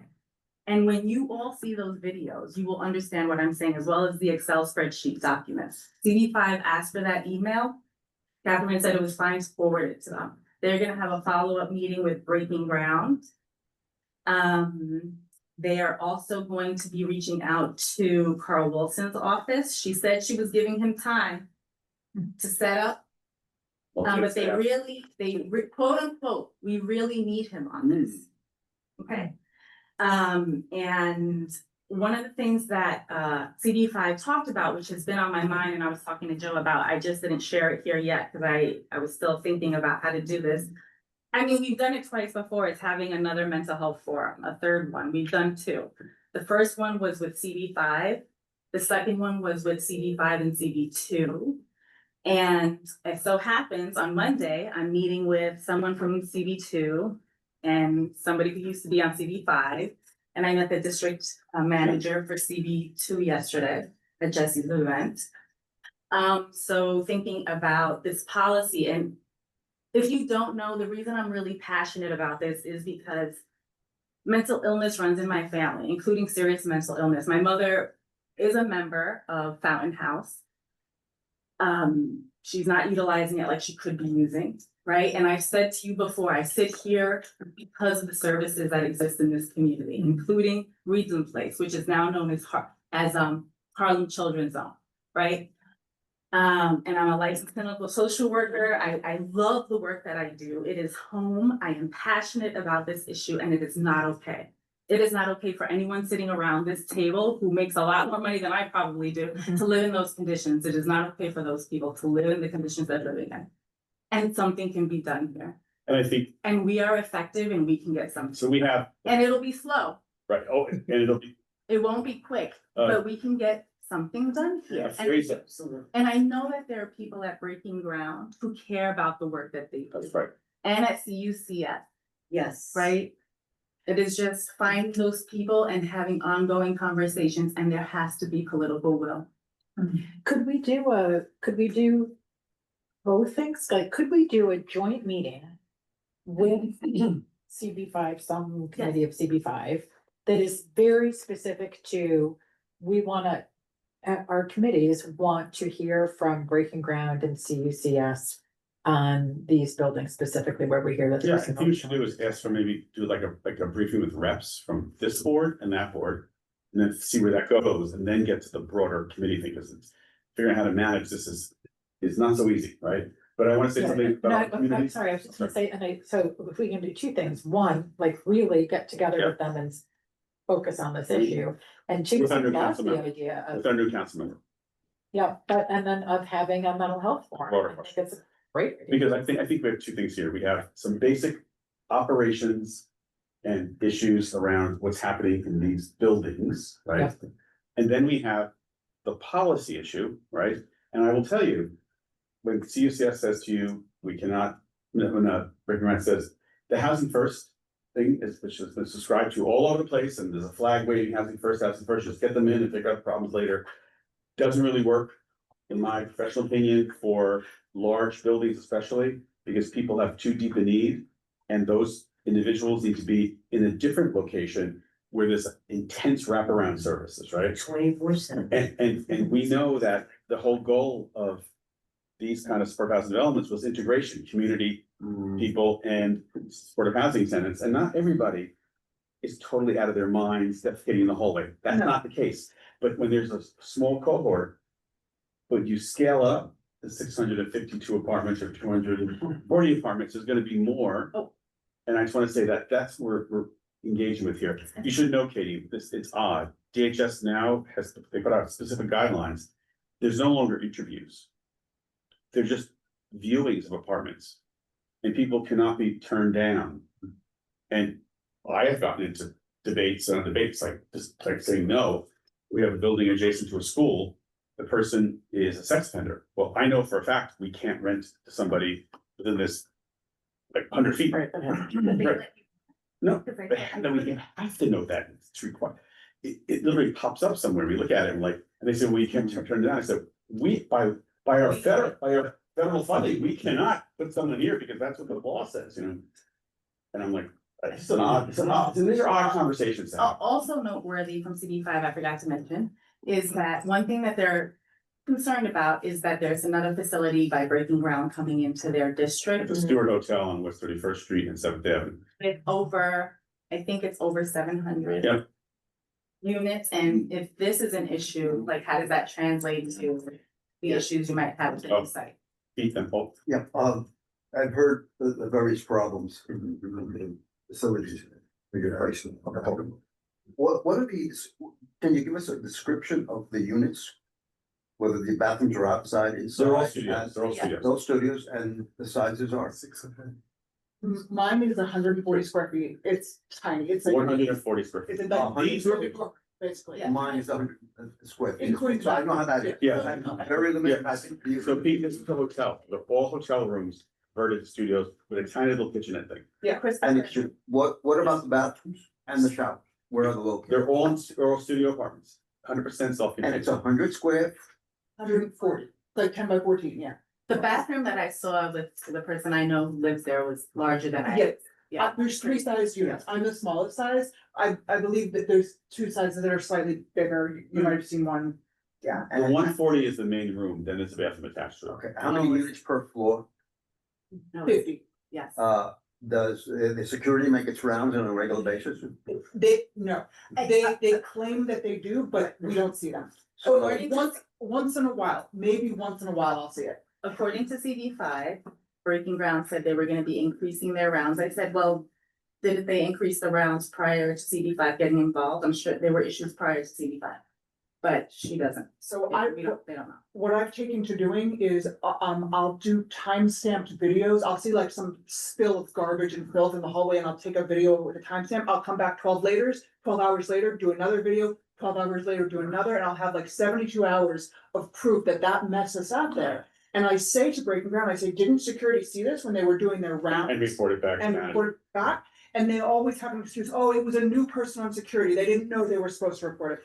Oh, they did see it, but they forgot to tell housekeeping, and it I goes, gotta tell you, I think we got the flavor here. yeah, I'm sorry. No, we got it because. Next, Because we have to take a vote on something about this, I mean, I'll make sure we do it in time. Yeah. So, Yeah, Paul, quick, bedtime. quick,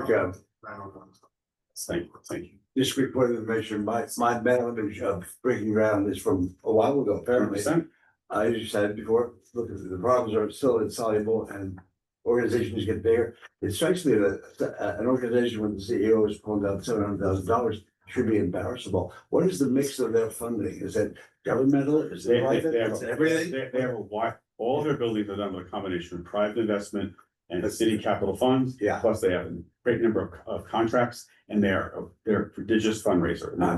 They're very well known and they have been very successful. And that's why this is so disturbing. Yeah. I will say to you folks that I literally was one of the people who convinced this board to support the renovation of the Times Square in the mid-80s. Because compared to what it was, we took that leap to say, it's a lot of apartments, but compared to what's happening, this is gonna make, and it made a difference in people's lives for decades. So that's why it's very disheartening, and I believe you, it's very disheartening to see where it is. Well, that's the story. Right now. There. You know, Put the housing first policy around that. No, I will tell you, having run supported housing, part of our portfolio, we can turn people down. And in fact, people referred from shelters, they got 3 referrals, and if they didn't take a unit, they were on the bottom of the list.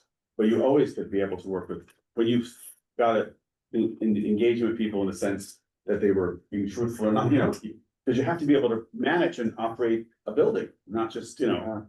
So I think we have a policy issue up here, and then the specifics. As long as housing first policy be in place. It is, the rules were changed maybe it was always around, but it got codified like 3-4 years ago. And that, I saw a change. Yes, you do.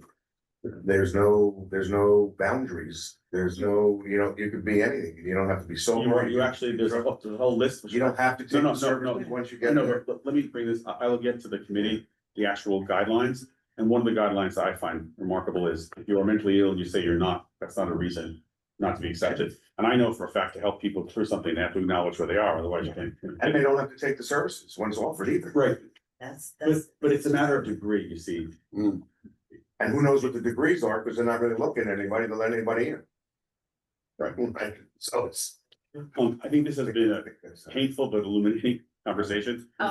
One more thing. No, and we want to do some letter that pretty much sort of documents what was presented and then talks about how we proceed in conjunction with Board 5 of the Times Square. And that we really are convening de minimis, some sort of meeting between Breaking Ground, CUCS and the community boards to talk about how we begin to address this. Yeah. And can I just add that when we do this, that we look for people who can come to the meeting who are decision makers and can get some stuff done. Yes. Not someone who just can come and.